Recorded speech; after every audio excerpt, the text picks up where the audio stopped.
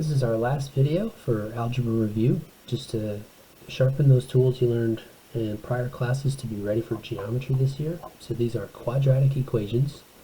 The difference between these and all of the other equations we've seen today is that you can't just add, subtract, multiply, divide, and you can't do any fancy substitutions. We're going to have to either use square roots, factoring, or the quadratic formula. Those are the three ways that we're going to solve these things. So I go in that order. I see, can I just take square roots? Can I just get a thing by itself and take square roots? If not, I'm going to see if I can factor, and if I can't factor, then I'm going to use quadratic formula. And this is a formula that works just fine. It's kind of annoying though. It's got a lot of moving parts, so that's kind of why I hold off as sort of a last resort. A lot of students like to use this for every problem, but I will tell you, really get comfortable with factoring if possible, because most of the problems I will put on tests and quizzes will be factorable quadratics, and you're going to see a lot of quadratics.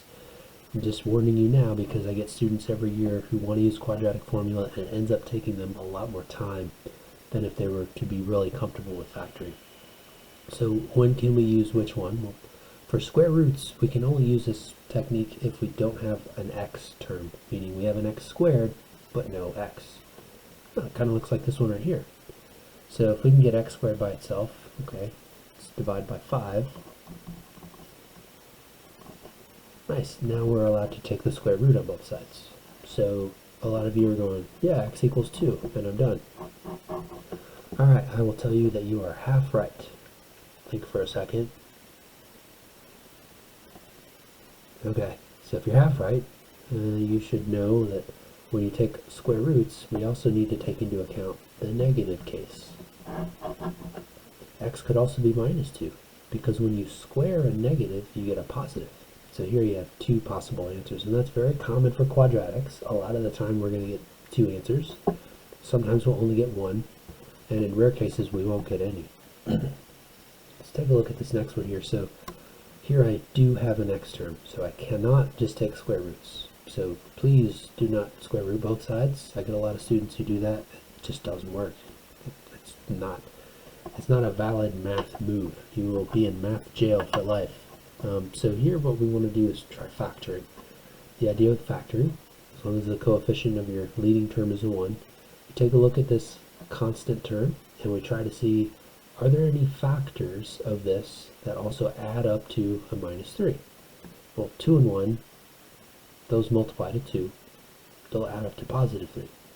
I could also have minus 2 and minus 1, those add up to minus 3, so I put my parentheses here, and x and x, minus 2, minus 1, those multiply to positive 2, and they add to negative 3. So what that's going to tell us, now we have a bunch of stuff adding and subtracting that equals 0. Kind of tricky to sort of guess and check. Instead of, now we have two things multiplying that gives us 0. The nice thing about multiplication is that if you know your result is 0, well, you know you have to multiply some point by a 0. That means that either this could be a 0, or this could be a 0. Because if this is 0, 0 times whatever is 0, same story for this factor. So here I get x equals a 2, x equals a 1. Bam. And then we can just plug in and check. See, 4 minus 6 is negative 2, plus 2 is 0, so 2 works out. Check 1. 1 minus 3 is minus 2, plus 2, that's also 0. And I didn't really check up here. Good idea just to double check if you have the time. I'm not going to force you to write a check and all that stuff. It's really up to you if you want to make sure you have the right answer. So that was a factoring example. Let's see this next one here. Come on, paper. There we are. Okay, so here we can tell we cannot just take square roots again. So let's try factoring. So minus 4. Okay, so its factors are either 4 and 1, minus 4, or I should say minus 4 and 1, or minus 1 and 4, or 2 and minus 2 in some combination. if I try to work with those, there's really no way that they'll add up to a minus 5. Some of you might be thinking, well wait, what about minus 4 and minus 1? Won't those add up to minus 5? They will, but they're not going to multiply to a negative 4. Okay, so we can't take square roots, we can't factor, now we're going to use quadratic formula. For those of you who need some refreshing, it's negative b, give or take, b squared minus 4ac, all divided by 2a. What is a, what is b, what is c? Well, as long as you're in standard form, meaning you have a something squared minus b something minus c, plus or minus either way, that tells you what your a, b, and c are. So here a is a 1, b is a minus 5, c is a minus 4. So let's plug all that into that formula. So negative 5, give or take, minus 5 in parentheses squared. Make sure you do that, otherwise it's going to throw off the thing inside your radical. We call them radicand, and that might give you an error in your calculator. Minus 4 times 1 times minus 5. Right, 4ac, that's minus 4. Sorry about that. 4ac, all divided by 2a. Alright, let's see what that's going to give us. Minus minus is positive. It's 25 square of negative 5. 4 times 1 is 4. Times minus 4 is minus 16. Minus a minus 16 is the same as plus 16.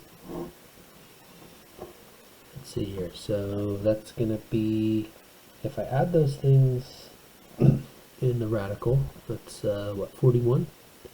So 5, give or take, the square root of 41 all over 2. And that's how we're going to leave our answers when they're really weird radicals like that. Some of you are saying, wait, I want to use my calculator and get a decimal. That's fine. You can. More often than not, we're just going to leave them as is. So that was a quadratic formula example. Let's take a look at this next one. Ooh, this is different.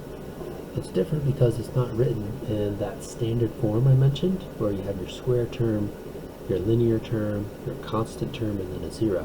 So we always want to write our quadratics that way, if at all possible. So the first thing we need to do is distribute x squared minus 5x, and let's take away 6 on both sides. Okay, voila. Now we have a quadratic in standard form. So we want to, well, we know we can't take square roots. Let's try factoring. Factors of minus 6 to add up to minus 5. I'm thinking maybe minus 6 and positive 1.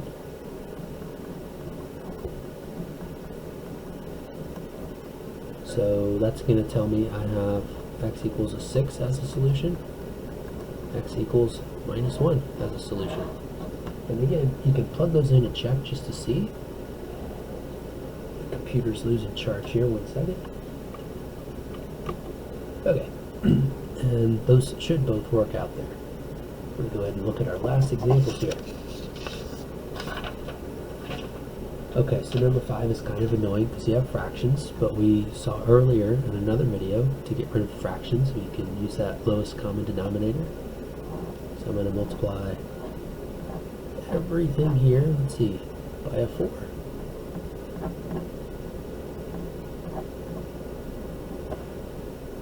By a 4 here. So now that I don't have any fractions, life is easier, and that's the goal. So again, just to recap, 4 was the smallest number all of those went into. So if I multiply by 4 and divide by 4, that undoes each other. 4 over 2 is a 2, so I get 2x there. 4 over 4 is a 1 times 3x is 3x. Same problem though, I want it in standard form. So let's subtract 3x on both sides. It's going to be minus x minus 2 equals 0. And so we cannot take square roots. Let's try factoring. Let's see, x should be minus 2 and positive 1, which tells you that x equals a positive 2 and x equals a minus 1. Now one thing I want to point out also is with this factoring, I get a lot of students from here who just want to say x equals minus 2 and x equals positive 1, and then they don't show the factoring. Two things went wrong. One, they didn't show a step that they need to show. Two, they have the opposite signs. So you want to show that factoring and then show what those solutions are. If you don't show that factoring and the solutions, you're not going to get full points. You really need to do that. So I'm going to put a star next to this one. This is very necessary to show your factoring. Also for quadratic formula, on that last example that we did a few minutes ago, you got to show at least this step or this step. Don't just put the answer. I know some of you can do that in your head, but either one of these steps is fine, but it's crucial because what it does is, it's that communication thing, is it communicates to the person you're showing your work, I use the quadratic formula. All of us should know what the quadratic formula is. So it's acceptable to go from here to here because we should all recognize this formula, but you should show what you plugged in and where, because what if you just put the wrong numbers somewhere? Well, okay, and you don't show that formula, it's not going to get you really any credit because you have the wrong answer and you didn't really show how you came up with that answer.